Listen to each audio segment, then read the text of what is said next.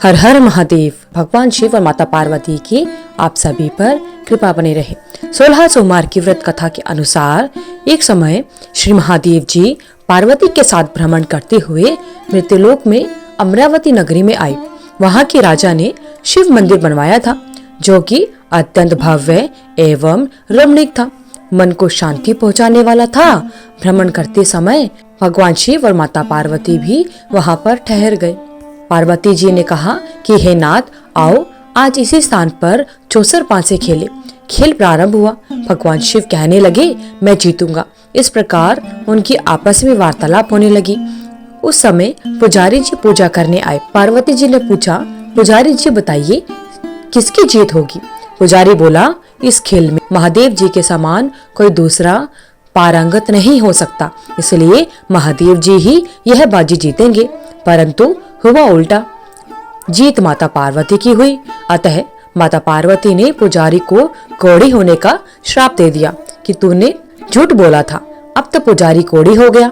भगवान शिव माता पार्वती दोनों वापस चले गए। कुछ समय के बाद अप्सराएं पूजा करने उसी मंदिर में आती हैं। अप्सराओं ने पुजारी के उसके कोढ़ी होने का कारण पूछा। तब पुजारी ने सब बातें बता दी। अप्सराएं कहने लगी कि पुजारी जी, आप 16 सोमवार का व्रत करें तो भगवान शिव प्रसन्न होकर आपका संकट दूर करेंगे। पुजारी जी ने अप्सराओं से व्रत की विधि पूछी। अप्सराओं ने व्रत करने और व्रत के उद्यापन करने की संपूर्ण विधि पुजारी को बता दी। पुजारी ने विधि पूर्वक श्रद्धा भाव से व्रत प्रारंभ किया और अंत में व्रत का उद्यापन भी किया। व्रत के प्रभाव से पुजारी जी रोग मुक्त हो गए। कुछ दिनों के बाद भगवान शिव और माता पार्वती दोबारा उस मंदिर में आए तो पुजारी जी को रोग मुक्त देखकर पार्वती जी ने पूछा, मेरे दिए हुए श्राप से मुक्ति पाने का तुमने कौन सा उपाय किया? तब पुजारी जी ने कहा कि हे माता, अप्सराओं द्वारा बताए गए 16 सोमवार के व्रत करने से मेरा यह कष्ट दूर हो गया है। पार्वती जी ने भी 16 सोमवार का व्रत किया, जिससे उनसे रूठे हुए कार्तिकेय जी भी अपनी माता से प्रसन्न होकर आज्ञाकारी हुए। कार्तिकेय जी ने पूछा कि हे माता, क्या कारण है कि मेरा मन सदा आपके चरणों में लगा रहता है? पार्वती जी ने कार्तिकेय को 16 सोमवार के व्रत का महात्म्य तथा विधि बताई। तब कार्तिकेय जी ने भी इस व्रत को किया तो उनका बिछड़ा हुआ मित्र मिल गया। अब मित्र ने भी इस व्रत को अपने विवाह होने की इच्छा से किया। फलतः वह विदेश गया और वहां के राजा की कन्या का स्वयंवर था। राजा ने प्रण किया था कि हथरी जिस व्यक्ति के गले में वरमाला डाल देगी उसी के साथ राजकुमारी का विवाह करूंगा। यह ब्राह्मण मित्र भी स्वयंवर देखने की इच्छा से वहां एक और जाकर बैठ गया। हथरी ने इसी ब्राह्मण मित्र को माला पहनाई तो राजा ने बड़ी धूमधाम से अपनी राजकुमारी का विवाह उसके साथ कर दिया। तत्पश्चात दोनों सुखपूर्वक रहने लगे। एक दिन राजकन्या ने पूछा कि हे नाथ, आपने कौन सा पुण्य किया जिससे हथनी ने आपके गले में वरमाला पहनाई? ब्राह्मण पति ने कहा कि हे प्रिय, मैंने कार्तिकेय जी द्वारा बताए अनुसार 16 सोमवार का व्रत पूरी विधि विधान के साथ श्रद्धा भक्ति से किया, जिसके फल के कारण मुझे तुम्हारे जैसी सौभाग्यशाली पत्नी मिली। अब तो राजकन्या ने भी सत्य पुत्र प्राप्ति के लिए व्रत किया और सर्वगुण संपन्न पुत्र प्राप्त किया। बड़े होकर पुत्र ने भी राज्य प्राप्ति की कामना से 16 सोमवार का व्रत किया। राज्य के देवलोक होने पर इसी ब्राह्मण राजकुमार को राजगद्दी मिली। फिर भी वह इस व्रत को करता रहा। एक दिन उसने अपनी पत्नी से पूजा सामग्री शिवालय ले चलने को कहा, परंतु उसकी पत्नी ने पूजा सामग्री अपनी दासियों द्वारा भिजवा दी। जब राजा ने पूजन समाप्त किया तो आकाशवाणी हुई कि हे राजा, तुम इस पत्नी को त्याग दो, नहीं तो राजपाट से हाथ धोना पड़ेगा। प्रभु की आज्ञा मानकर उसने अपनी पत्नी को महल से निकाल दिया।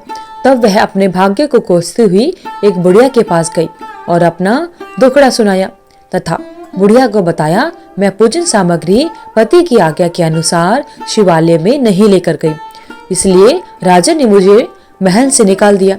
बुढ़िया ने कहा, तुझे मेरा काम करना पड़ेगा। उसने स्वीकार कर लिया।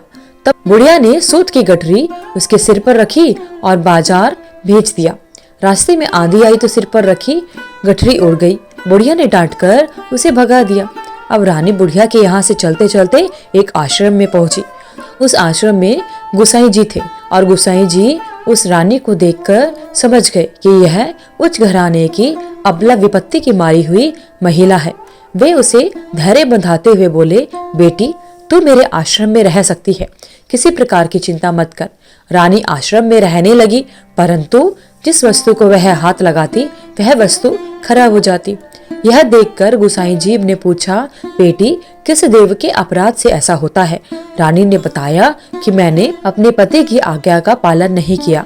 मेरे पति ने मुझे पूजन की सामग्री शिवालय में ले चलने को कहा था, लेकिन मैं नहीं लेके गई। मैंने पूजन की सामग्री अपनी दासियों के हाथ मंदिर में पहुंचा दी थी। इससे मुझे घोर कष्ट उठाने पड़ रहे हैं। गोसाई जी ने भगवान शिव से उसकी कुशलता के लिए प्रार्थना की और कहा, बेटी तुम 16 सोमवार का व्रत विधि विधान के अनुसार करो। तब रानी ने विधि पूर्वक व्रत पूर्ण किया तथा व्रत के प्रभाव से राजा को रानी की याद आई और दूतों को उसकी खोज में भेजा। आश्रम में रानी को देख दूतों ने राजा को बताया कि रानी तो वहां पर रहती है। तब राजा ने वहां जाकर गोसाई जी से कहा, महाराज यह मेरी पत्नी है, मैंने इसका परित्याग कर दिया था, कृपया इसे मेरे साथ जाने की आज्ञा दें। भगवान शिव की कृपा से प्रतिवर्ष 16 सोमवार का व्रत करते हुए और अंत में वे आनंद से रहने लगे और अंत समय में भगवान शिव के आशीर्वाद से उन दोनों को शिवलोक की प्राप्ति हुई। बोले भगवान भोलेनाथ की जय। श्री शिवाय नमस्तुभ्यं। भगवान शिव और माता पार्वती की आप सभी पर कृपा बनी रहे। हे भगवान शिव, हे माता पार्वती, जिस प्रकार आपने अपने भक्तों पर कृपा बनाई, उसी प्रकार 16 सोमवार के व्रत को करने वाले और 16 सोमवार की व्रत कथा को सुनने वाले सभी पर अपनी कृपा बनाए रखना। भक्तजनों, 16 सोमवार की व्रत कथा को सुनने के बाद भगवान शिव की आरती अवश्य पढ़नी या सुननी चाहिए। हिंदू धर्म में भगवान शंकर जी की पूजा का बहुत महत्व माना जाता है। ऐसा कहा जाता है कि पूजा करने से वे सभी कार्य सिद्ध कर देते हैं जिन्हें पूरा होने में काफी मुश्किलों का सामना करना पड़ता है। भगवान शिव की पूजा के लिए 16 सोमवार का व्रत श्रेष्ठ माना जाता है।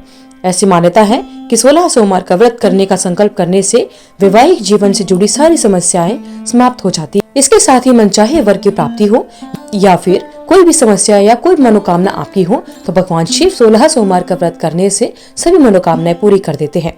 इस उपवास की पूजा के लिए कुछ विधि और नियम है। आइए भक्तजनों जानते हैं भगवान शिव के 16 सोमवार के व्रत की पूजा विधि क्या है। 16 सोमवार का व्रत का पालन बेहद पवित्रता के साथ करना चाहिए।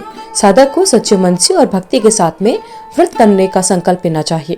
व्रत करने वाले को सुबह जल्दी उठना चाहिए और नित्य कर्मों से निवृत्त होकर स्नान करना चाहिए।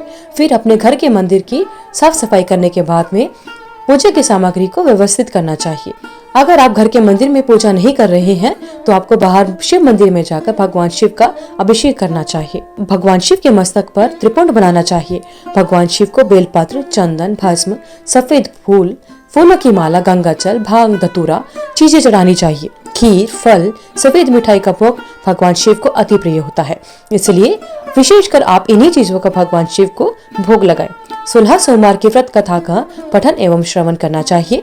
भगवान शिव जी के वैदिक मंत्रों जैसे ओम नमः शिवाय या महामृत्युंजय मंत्र का अवश्य जाप करना चाहिए।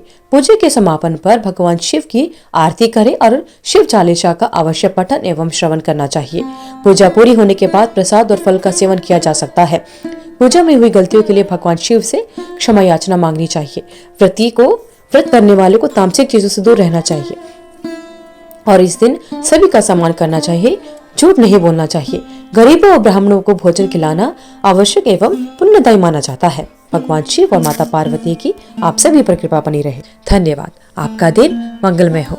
अगर आपको वीडियो अच्छी लगी तो वीडियो को लाइक करें, शेयर करें, चैनल को सब्सक्राइब करके बेल आइकन को जरूर प्रेस करें ताकि आगे आने वाली सभी वीडियोस की नोटिफिकेशन आप तक समय से पहुंचती रहे। आपका दिन मंगलमय हो।